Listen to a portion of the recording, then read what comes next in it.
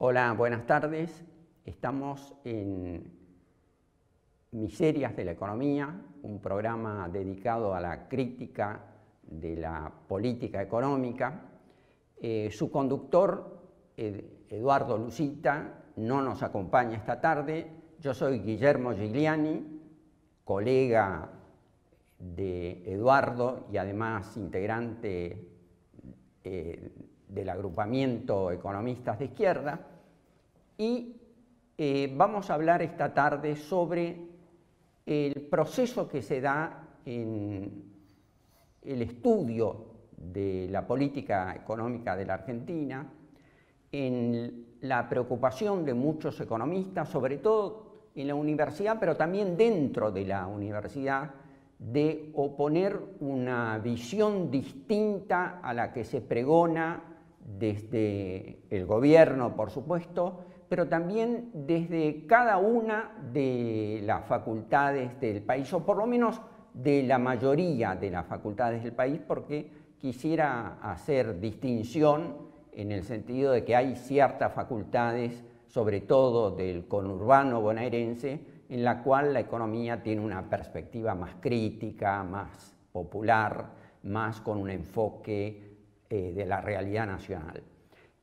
Vamos a hablar de eso, vamos a hablar también además, vamos a hablar de una sociedad de economía crítica, vamos a hablar de una publicación de economía crítica, que son los cuadernos de economía crítica, que ya está cerrando su 7º número, y vamos a hablar también de nuestros encuentros anuales. En un momento en que en la universidad y en el país se pelea contra el ajuste, contra la ofensiva de las clases dominantes, se lucha en muchos lados. Y el panorama que vamos a tener esta tarde es que también se lucha en una cantidad muy grande de facultades de economía del país.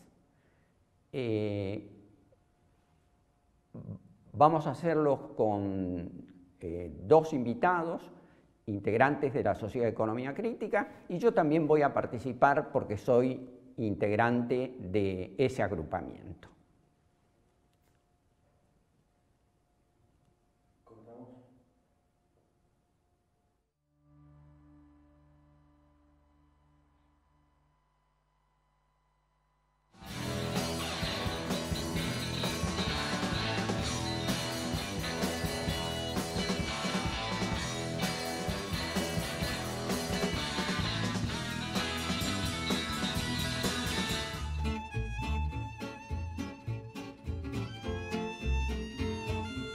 Muchas cosas que nos arrima a hacer hoy en día, tener una justicia social acá adentro, ¿sí? Por ejemplo, acá la de Sisaco ni agua potable nos da, hoy la tenemos nosotros, la compramos.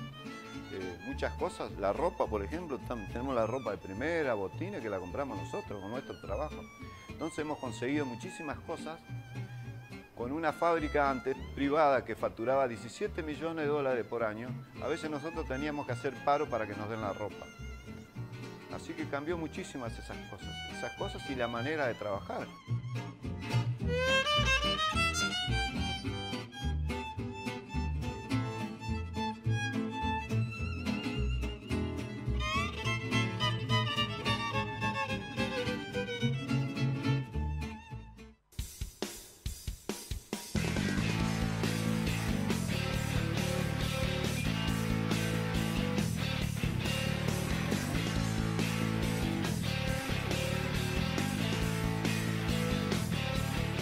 Me parece que es muy importante que los dirigentes de todos los clubes entendamos que en esta tenemos que estar todos juntos, de todos los dirigentes que entendemos a los clubes que deben seguir como asociaciones civiles. Los clubes no son anónimos, los clubes son de todos nosotros y también de quienes los forjaron, y me parece que al mercado todavía le cuesta entender esto y tienen muchas ganas de quedarse con lo que para nosotros es pasión, es identidad, es pertenencia, para ellos es un negocio.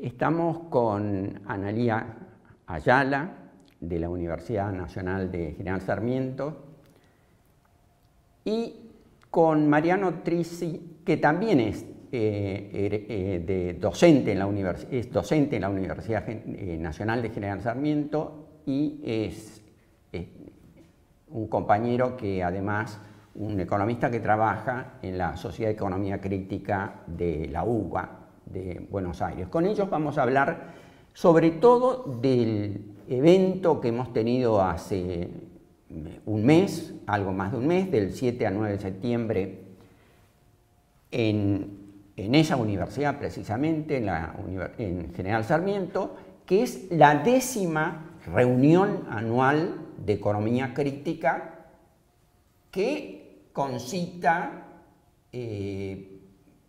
la participación de economistas de universidades del país y de economistas también del exterior. Analía, ¿vos qué tendrías que expresar sobre estas 10º jornadas, además del número, ¿no?, que constituyen la 10ª jornada consecutiva de nuestra organización? Bueno, primero expresar alegría por lo bellas que salieron, los críticas que fueron y la convocatoria que tuvo, fue muchísima gente, bastante para lo que es una universidad del conurbano, que está también tan metida hacia adentro del conurbano como es General Sarmiento. También celebro la cantidad y la diversidad de temas que se tocaron este año, que suele ser una característica de las jornadas de economía crítica, pero estas tuvieron cierta fuerza en ciertos temas. Por ejemplo, estuvo el simposio de economía feminista, que fue bastante convocante. También hablamos sobre economía popular, sobre economía ambiental, bueno, también tuvo su lugar la contabilidad crítica, sobre economía dependentista y diversos temas que hacen a la economía crítica, de los cuales somos parte y trabajamos por ello. Básicamente, también contenta de haber presenciado y visto la cantidad de talleres, conversatorios, mini cursos que también tuvieron lugar este año. Del espacio de economía crítica, del espacio de economía feminista ya vamos a hablar, pero yo a Mariano le quería preguntar, que es docente de esa universidad, que tiene una trayectoria en la UBA y que se especializa en teoría de la dependencia, que incluso tiene un trabajo publicado en nuestra revista. ¿Qué temas vos destacarías que se han tratado desde una perspectiva de política crítica o de economía política en esta GEC o en GEC anteriores? Sí, yo creo que el principal tema, un poco acompañando también lo que está pasando en el resto de la sociedad, fue la economía feminista. De hecho, ha tenido una mesa central, cosa que anteriormente no había ocurrido en ninguna de las jornadas anteriores, y precisamente por el empuje que tiene el espacio de economía feminista de nuestra sociedad y obviamente todas las circunstancias sociales y la coyuntura en la que se da este evento, digamos, que ha trascendido lo académico, me parece, y que ya tiene más un perfil netamente político, digamos, disputando algunos espacios que necesitan llenarse de contenido crítico para que no sean apropiados, digamos, por gente que en general suele tomar algunas de nuestras consignas para vaciarlas de contenido y adaptarlas un poco a la reproducción de los mismos sistemas en los que se van generando esas ideas. Otro de los puntos muy importantes que se trataron es un tema también fuerte en la coyuntura, que tiene que ver con la llegada de la Organización Mundial de Comercio en diciembre de este año, que va a ser su cumbre ministerial. Entonces tuvimos también una mesa central sobre política internacional, sobre el posicionamiento del gobierno de Cambiemos en materia de política exterior y particularmente sobre la importancia que tiene la llegada de la Organización Mundial del Comercio y sobre todo las discusiones en torno a los tratados de libre comercio para los movimientos sociales en un sentido amplio, pero en particular para movimientos campesinos, mujeres, trabajadores, etc. Yo creo que en General Sarmiento se acentuó el debate sobre la política económica, que por otra parte ha estado presente en cada una de nuestras jornadas. Incluso nosotros hemos logrado que las jornadas, normalmente, quizás en algunos eventos haya habido más asistencia, menos asistencia de participantes de países latinoamericanos. En este caso tuvimos participantes de países latinoamericanos, creo que en menor escala que en otros eventos, en los cuales recibimos gente de Brasil, de Uruguay, de Paraguay, de Chile, pero creo que ese también es otro sello distintivo y lo del espacio de economía feminista es una cuestión que concitó la atención de los visitantes. ¿Vos cómo plantearías este espacio en la SEC, Analía?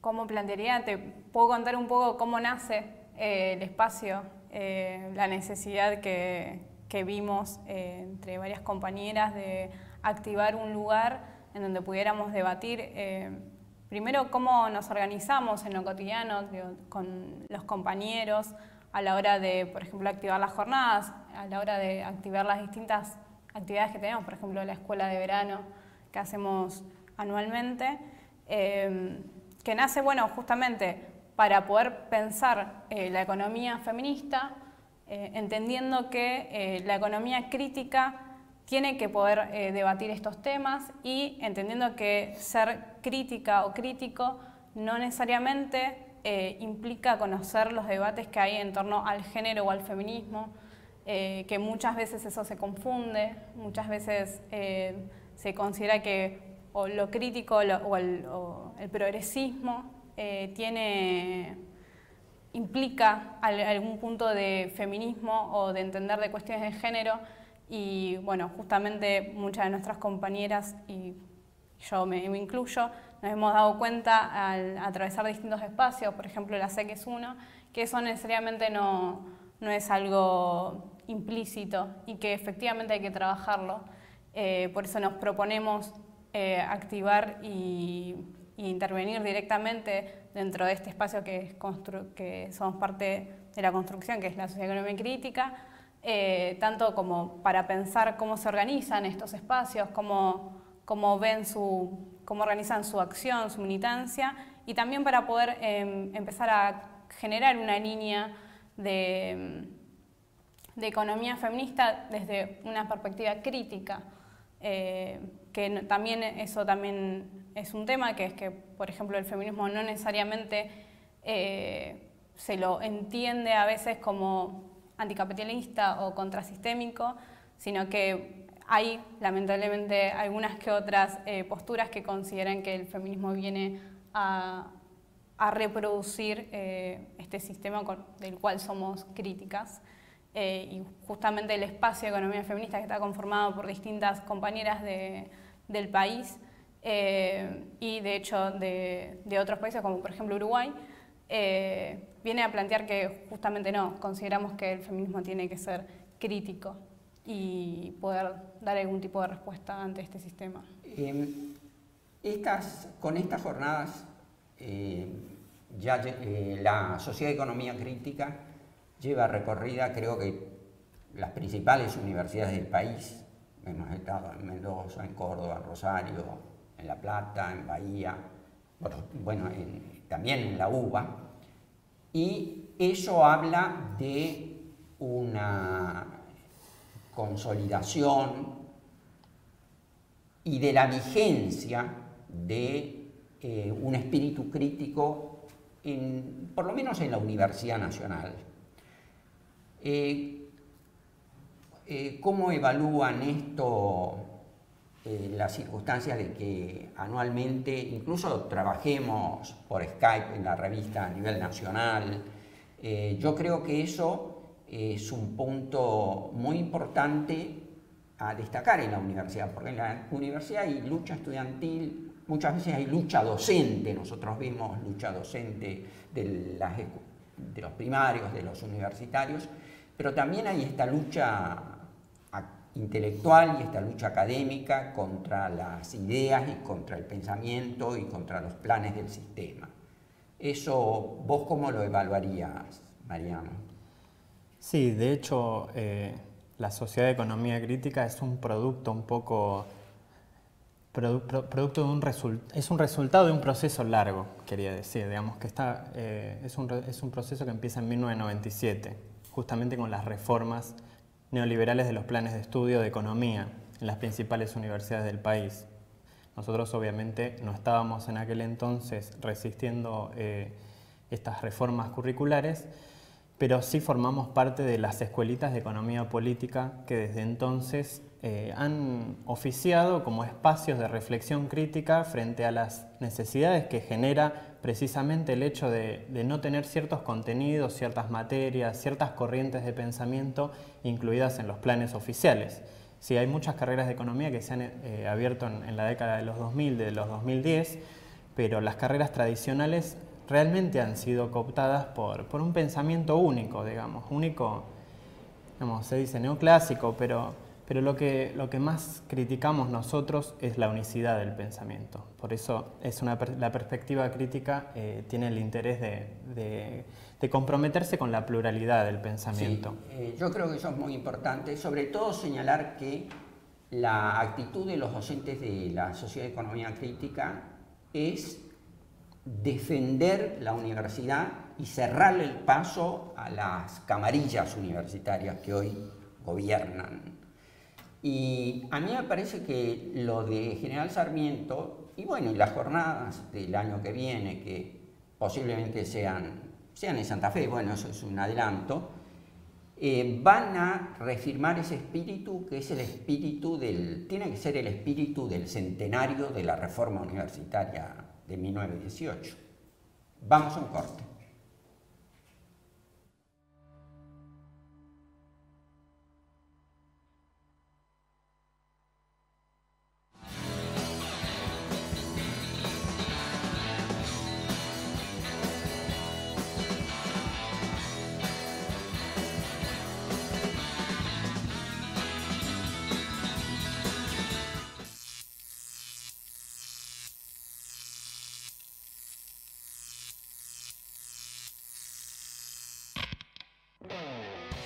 El camino fue muy largo y la lucha colectiva. Tras un año de interferencias generadas por el grupo más poderoso del país, fuimos reubicados en la señal del 32 de la televisión digital abierta. Ahora llegaremos a más de 17 kilómetros de cobertura y la televisión autogestionada y alternativa podrá verse en toda la capital federal y gran parte del primer cordón de Buenos Aires. En 2015 ganamos un concurso para transmitir en la TDA junto con otros canales populares. Estuvimos luchando más de un año para que el gobierno de Mauricio Macri respete nuestro derecho adquirido. Ahora, los vecinos y vecinas de la ciudad, la clase trabajadora en lucha por una patria justa y soberana, por una Latinoamérica emancipada, tendrá su pantalla en el canal 32.1 de la televisión digital abierta.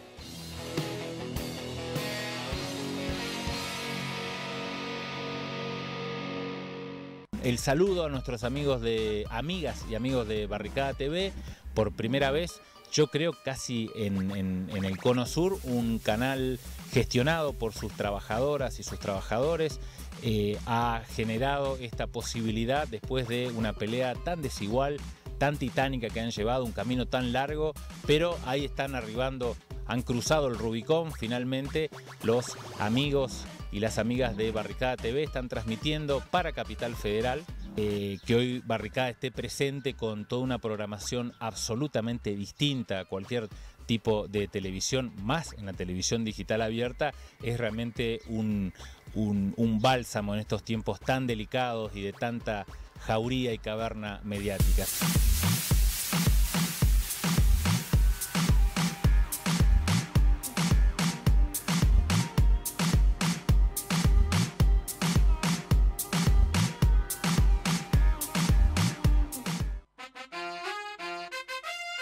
Porque el mundo ha sido siempre machista. Yo por eso me declaré y soy feminista. Y creo que la revolución socialista debe ser feminista. Y esa es una de las grandes degeneraciones del capitalismo, es machista, pues.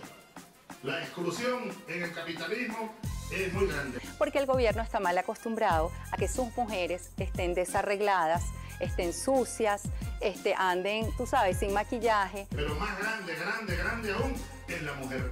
La injusticia es mucho más grande en la mujer y contra la mujer. La discriminación, la explotación, la pobreza, la miseria, golpea mucho más a la mujer.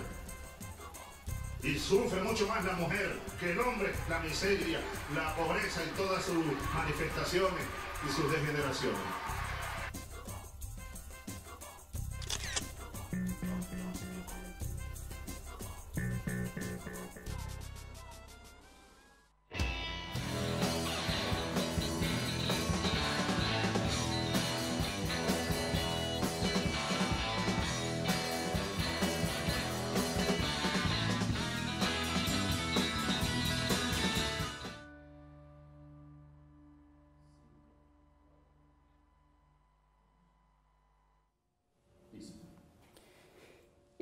La Sociedad de Economía Crítica no solamente hace jornadas donde hay presentación hemos tenido presentaciones normalmente de 200 ponencias, eso significa 200 investigadores o alumnos, porque los alumnos universitarios pueden enviar sus ponencias a la Sociedad de Economía Crítica.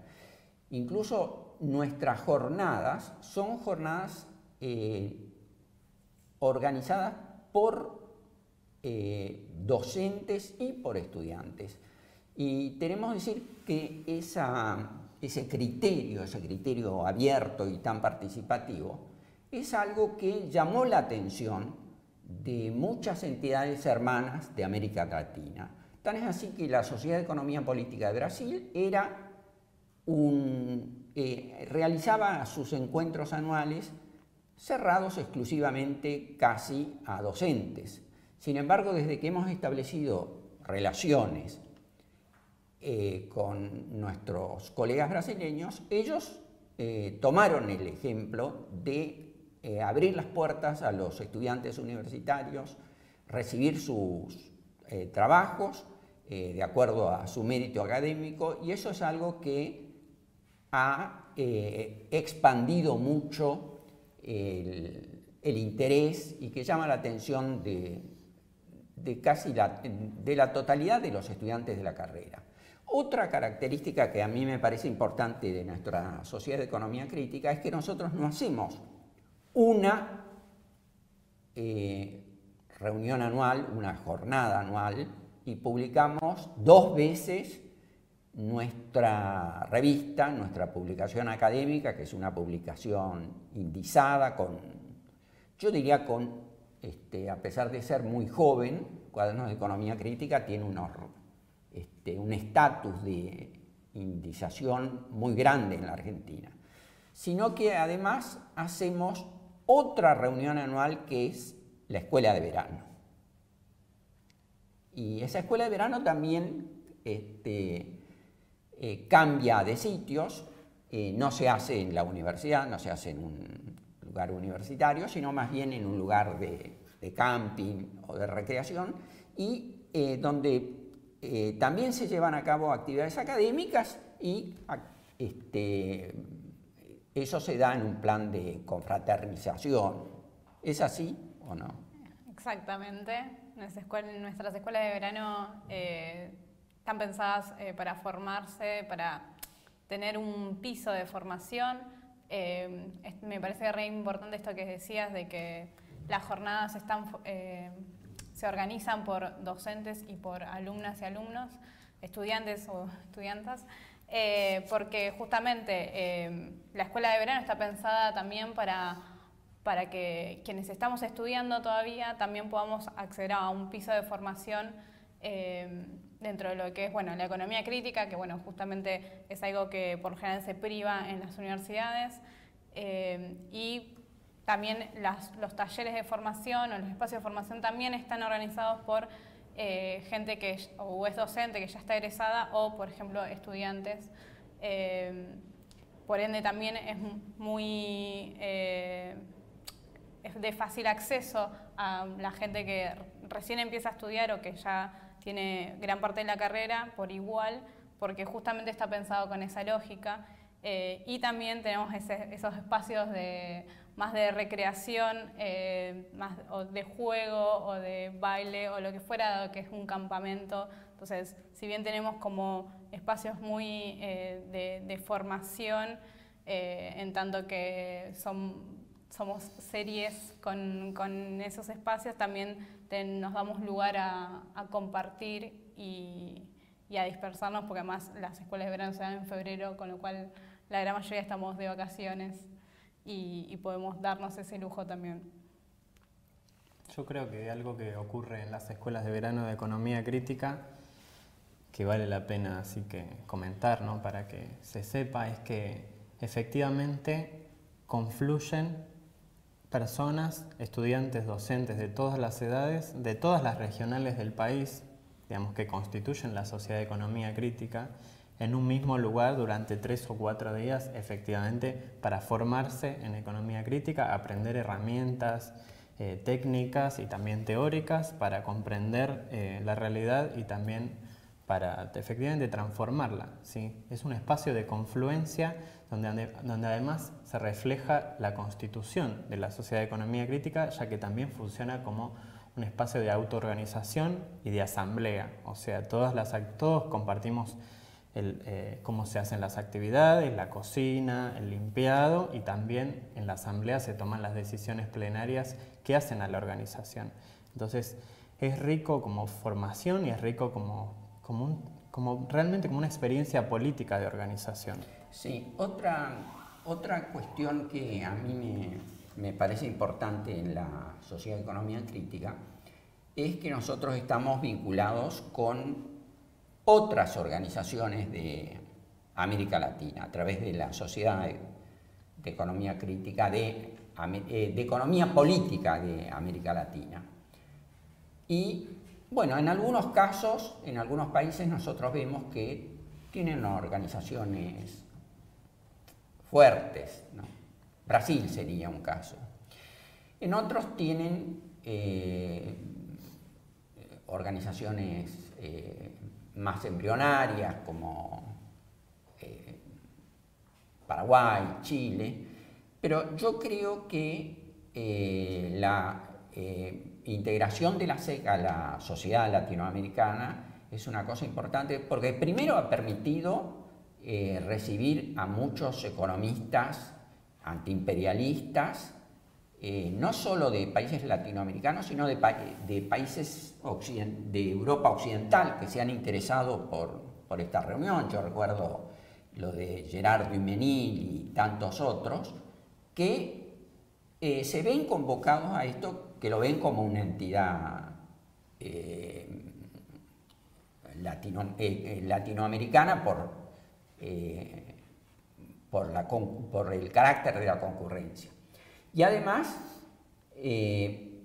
por la defensa de la identidad de los pueblos de América Latina para enfrentar el avasallamiento que pretende el imperialismo norteamericano, y sobre todo en estos momentos en que Trump ha desembarcado en el sillón presidencial de Estados Unidos.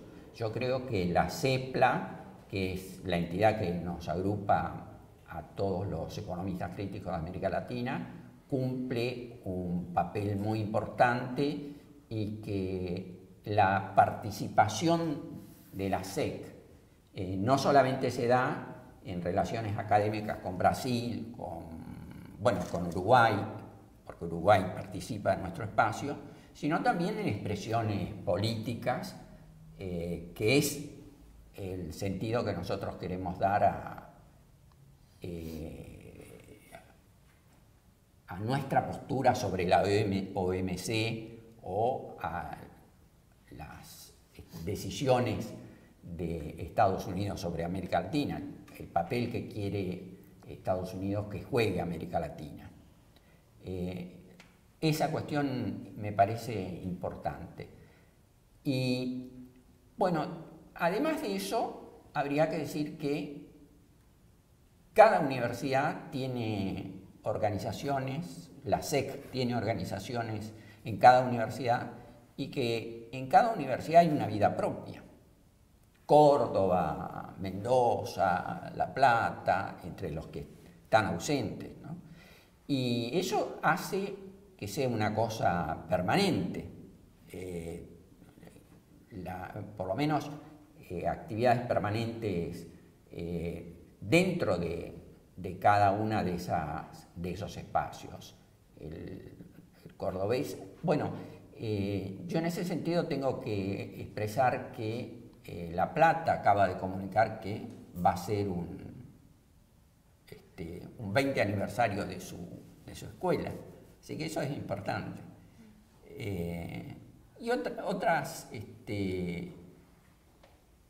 otras universidades también, yo recuerdo Córdoba, que apareció en el 2009 en Bahía Blanca, y que eran todos estudiantes. Bueno, Córdoba es hoy un centro de la SEC, una sección de la SEC, donde todos esos estudiantes ahora son profesores. A mí me parece que eso, completando lo que decía Anita, porque no solamente que los alumnos se forman, sino que los alumnos, los que son alumnos y que tienen inquietudes, por supuesto que están dispuestos a integrarse a la pelea universitaria y a la pelea por una economía distinta, tienen un lugar donde encauzarse.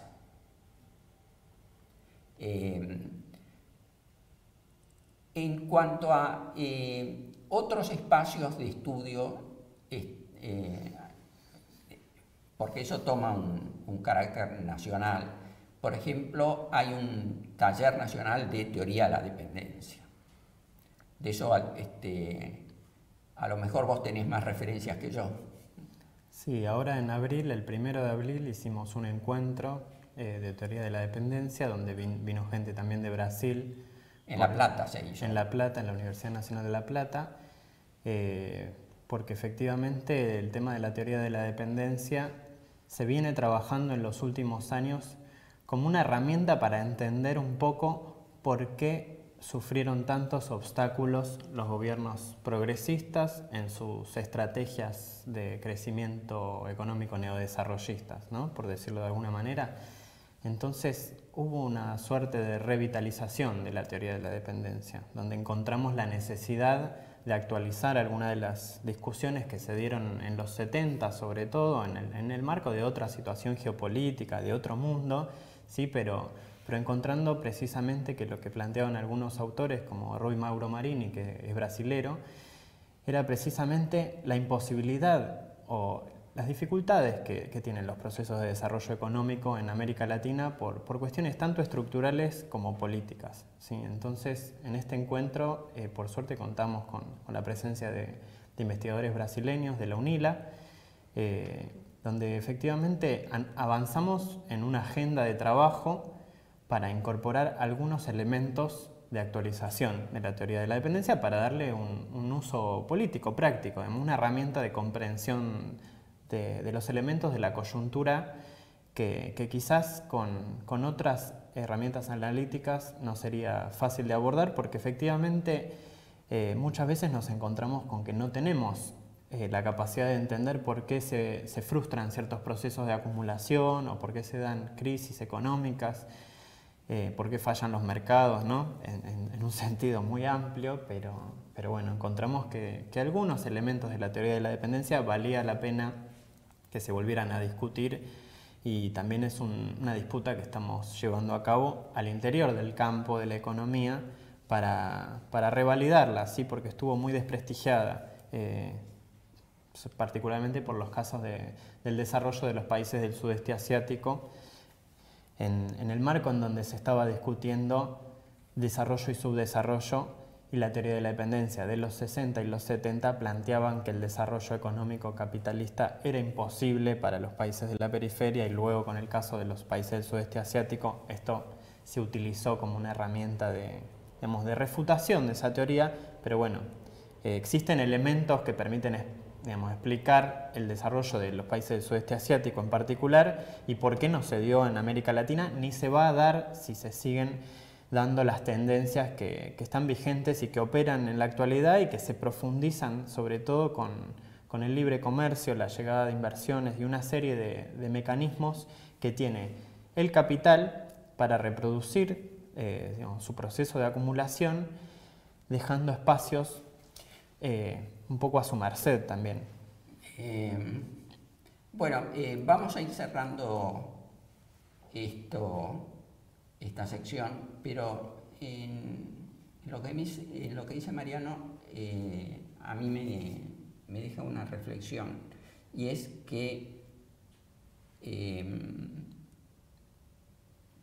en qué medida las experiencias progresistas o de nacionalismo popular del siglo XXI en América Latina, las experiencias más recientes, se han inspirado en estrategias distintas.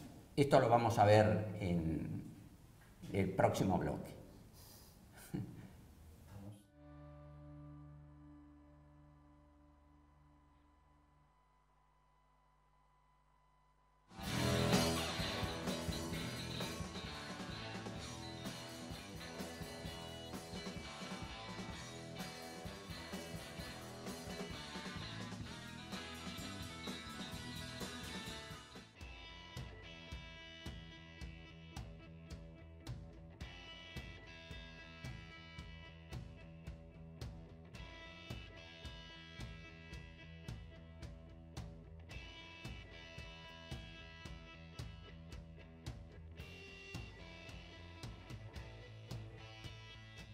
Y cada vez son más las fuerzas de seguridad que se destinan directamente a los barrios humildes. Esto habla de la discriminación, esto habla del control que quieren generar en esos barrios y que termina perjudicando a esos pibes que parecería ser son el foco de la inseguridad para esos grandes medios de comunicación que han instalado la figura del pibe chorro y que han logrado que una gran parte de la sociedad pida cada vez más medidas de control para ellos, ¿no?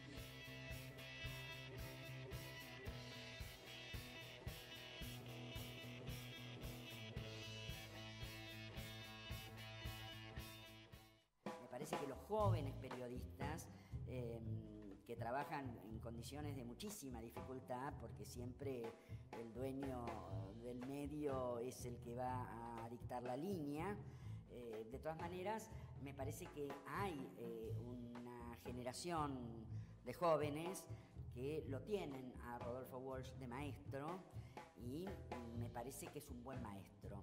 Nunca del periodismo alcahuete, ¿verdad? O sea, si alguien que practica el periodismo obsecuente y alcahuete quiere elogiar a Rodolfo Walsh, bueno, no tenemos por qué creerle, porque Rodolfo Walsh no era un maestro de la alcahuetería, era un maestro de una práctica periodística que se relaciona con la denuncia de los atropellos y los abusos del poder. En ese lugar sí, Rodolfo Walsh nos enseña a todos.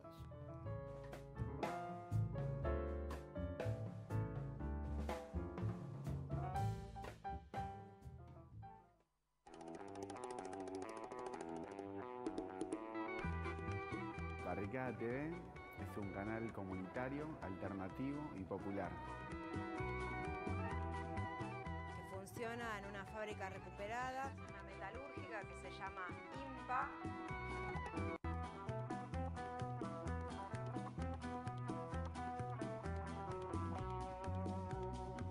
Queremos que realmente a nivel popular tengan cabida. Los medios que expresan juntamente los sentires, la forma de vivir, etcétera, de la gente de la base.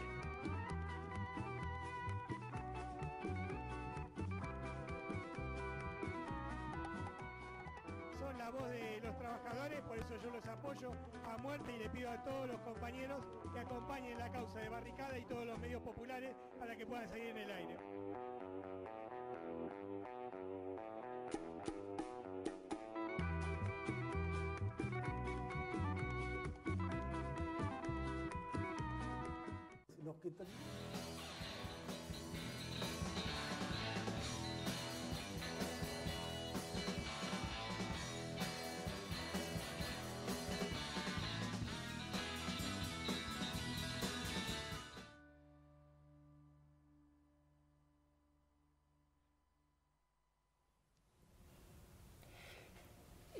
Yo hablé de la existencia de una publicación, del hecho que nosotros hacemos una publicación,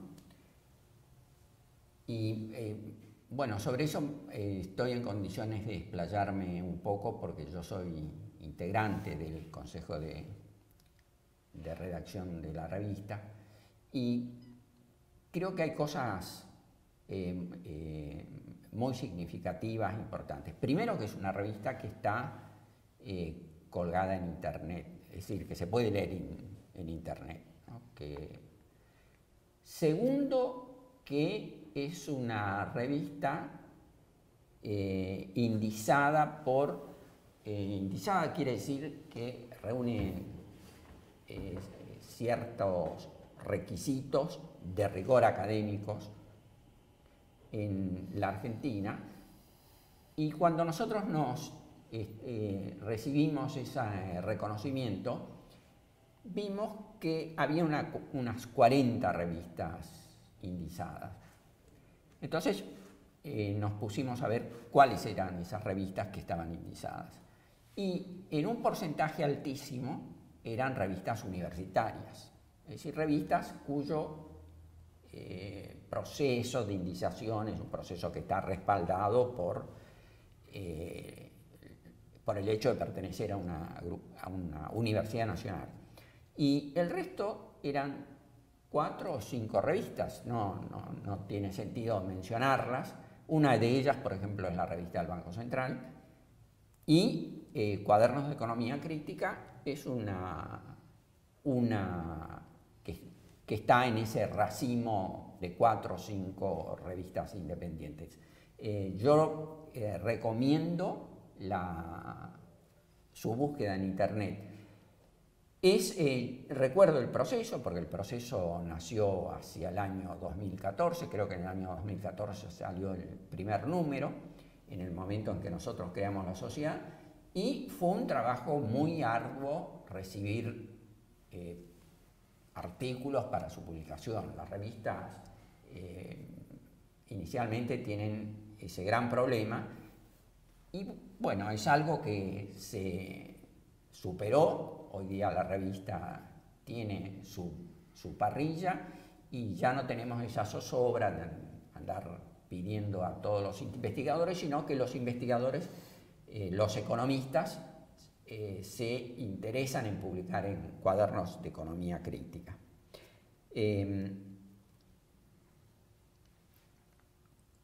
Eso es un punto importante de nuestra sociedad. Otra cosa es que habíamos hablado sobre la sociedad latinoamericana, habíamos hablado sobre nuestras relaciones con países hermanos, América Latina, Brasil, Uruguay, Paraguay, Chile, que son los países con los cuales tenemos, pienso, una relación más frecuente, pero la Sociedad de Economía Crítica también está vinculada a una organización internacional de economía que busca sacudir la universidad, las carreras de economía. La enseñanza de la economía en la universidad busca, bueno, oponerse a la cerrazón a la circunstancia de que en las universidades, como ocurre en la Argentina, por ejemplo, como ocurre en la Universidad de Buenos Aires, se enseñen teorías desprendidas de la realidad o teorías que a lo mejor lo que buscan es idealizar y presentar al capitalismo como una construcción perfecta, como un modelo perfecto. Y esa entidad es la llamada ICIPE, que, bueno, en castellano las siglas significarían o tendrían que ver con la iniciativa de los estudiantes por programas de política económica. Y en eso está nuestra sociedad. Sí, nosotros nos incorporamos en esta iniciativa internacional precisamente en el 2014, pero es un poco también el resultado de un proceso largo. Me parece que lo que nos ocurrió a nosotros con la necesidad esta de hacer las jornadas de economía crítica en el 2007, le pasó a muchos estudiantes de economía de muchas universidades del mundo. O sea, ya no estamos hablando del país ni de la región. Entonces esta necesidad, que fue un poco una especie de semilla que fue creciendo, se consolidó en esta iniciativa internacional por el pluralismo en la enseñanza de la economía, ¿no es cierto? Donde empezamos a participar anualmente desde 2014 y son más de 80 países los que están participando y más de 200 organizaciones. Efectivamente, lo que se hace desde esta iniciativa es una especie de estudio y diagnóstico de los contenidos que se enseñan en las currículas de los programas de las licenciaturas de economía de todo el mundo para evaluar básicamente por qué no podemos explicar la crisis, digamos, entre otras cosas, pero sobre todo la crisis económica del 2008, que fue el parteaguas, ¿sí? Fue el factor que cambió nuestra perspectiva, digamos, porque efectivamente no encontramos ninguna herramienta brindada por nuestras currículas para explicarla. No entendíamos por qué ni cómo podía fallar el sistema en una magnitud tan intensa y, digamos, tan mundial. Entonces, bueno, efectivamente este fue un caldo de cultivo que confluyó en esta iniciativa que, bueno, se hace todos los años y vale la pena darle continuidad. Sí, en realidad el alejamiento de la academia con respecto al mundo real es una cosa pavorosa. Yo hace poco leí que por esa época, por el 2012, 2013, el gerente de un gran banco internacional, del HSBC, que es un banco, creo que es un banco chino, le mandó un mail a todos los graduados en finanzas de todos los países del mundo que se acababan de incorporar al HSBC en las diferentes filiales. Y la pregunta que le hizo esta persona, un altísimo ejecutivo del banco, es cuántas veces a cada economista, a cada graduado de business o economistas, cuántas veces en su carrera de posgrado se había estudiado la crisis del 2008, porque era una cosa que todavía sacudía los bancos y que en realidad a muchos bancos no es que los haya desplumado, sino que los tumbó. Y la respuesta casi unánime fue ninguna. Quiere decir que ese vaciamiento ideológico, ese vaciamiento con respecto a la realidad, es una cosa que no se da únicamente en la Argentina, aunque en la Argentina yo creo que se da en forma muy acentuada, sino que está presente en el resto de los países de América Latina y del mundo, ¿no? Yo la pregunta que les hago a Analía y a Mariano para responder en 1 o 2 minutos, porque nos acercamos al cierre, y yo antes del cierre quisiera tomar el papel de Eduardo Lucita y referirme un poco a la realidad, que es una cosa que él lo hace cada semana. ¿Cómo ven a la SEC en el 2018? Bueno, a ver, empiezo yo. Como veo, bastante, cambiada a lo que venía haciendo en sus inicios, dentro de todo bastante recambio, o por lo menos desde la General Sarmiento se lo ve así, en tanto que nosotras, las que participamos desde ahí, somos casi todas nuevas y con muchas ganas de seguir apostando. Pero también creo que no estamos fuera de lo que es la coyuntura, con lo cual también eso se nota en la participación muchas veces. Pero básicamente la veo con recambio, la veo con apuestas cada vez más comprometidas y más metidas en los que son los debates actuales. No me parece menor el impulso que ha tomado en este último año el espacio de economía feminista, lo cual también eso le da recambio y le da como una mirada totalmente innovadora, si se quiere, sí, sí. Que justamente se concuerda con los debates actuales en el resto de la sociedad, el hecho, no sé, del Ni Una Menos, que ya tiene 3 años, y todos estos debates, por ejemplo, la legalización del aborto y demás, me parece que habla de que como sociedad estamos cada vez apropiándonos más de los debates actuales y que, bueno, justamente no pierde la frescura porque está compuesta por estudiantes. Sí, yo la veo muy activa, digamos. La agenda del 2018 viene muy cargada. Desde diciembre, que va a ser la ministerial de la OMC, ya estamos trabajando, estamos muy involucrados en lo que es la formación y la capacitación, la producción de materiales, la intervención en medios, en distintos lados, que es un evento mundial, es muy importante. En 2018 también va a venir el G20, entonces yo creo que también merece una participación muy activa por parte de nuestro espacio.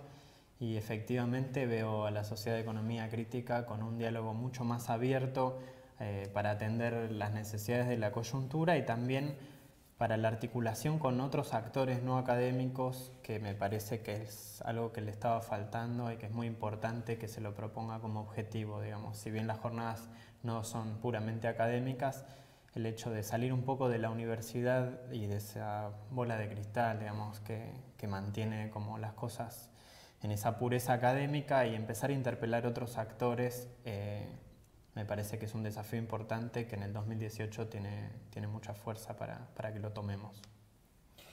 Sí, para mí el 2018 es un año clave, un año de vocación, porque es el aniversario de la reforma universitaria, que es un hecho argentino que tuvo trascendencia en América Latina.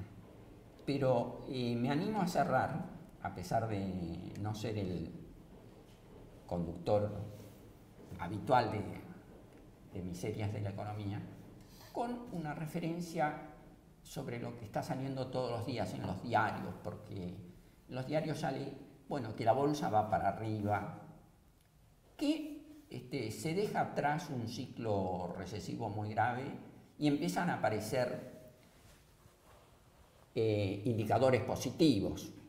Hay cada sector, en la mayoría de los sectores industriales y en la mayoría de las actividades se empiezan a mostrar lo que es presentado como buenas actividades, como buenos resultados.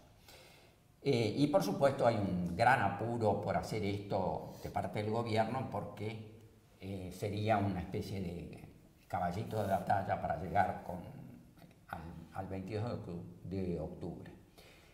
Ahora, al mismo tiempo se ve la cuestión de la deuda, la cuestión de la persistencia de una pobreza, la erosión tremenda del poder adquisitivo. Pero la reflexión mía es que nadie del gobierno, ni Cabrera, ni Duhovne, ni Caputo, nadie, bueno, no, ni el propio presidente, ¿no? Ni su sus colaboradores, están diciendo nosotros vamos hacia esta Argentina, hacer un dibujo de la Argentina. Y en realidad quienes vemos la importancia de la marcha de la estructura en la Argentina, de la estructura productiva en la Argentina, sí estamos viendo hacia dónde vamos. Porque es cierto que el endeudamiento en la Argentina hoy todavía es bajo, las tasas de endeudamiento son muy grandes, pero yo lo que veo es que la Argentina, ahora que crece, crece con un problema extraordinariamente grave. Extraordinariamente grave, y tengo que decirlo que la gravedad de este hecho tomando en cuenta las diferencias de gobiernos, ha sido una constante en los últimos 25 años. Y esto es que crece la industria, crecen las importaciones, crece el déficit comercial. Así que la deuda externa no es solamente plata, dólares que se toman para especular. La deuda externa va a crecer y va a seguir creciendo porque la balanza comercial va a ir cada vez peor, aunque se crezca lentamente. Bueno, ese es un hecho al cual yo creo que los argentinos y sobre todo quienes venimos o quienes asistimos a miserias de la economía, tenemos que prestarle mucha atención. La marcha del ya gigantesco déficit comercial de la Argentina. Muchas gracias a las compañeras y compañeros, la compañera y el compañero invitado, y a todos ustedes los esperamos el próximo miércoles. Muchas gracias.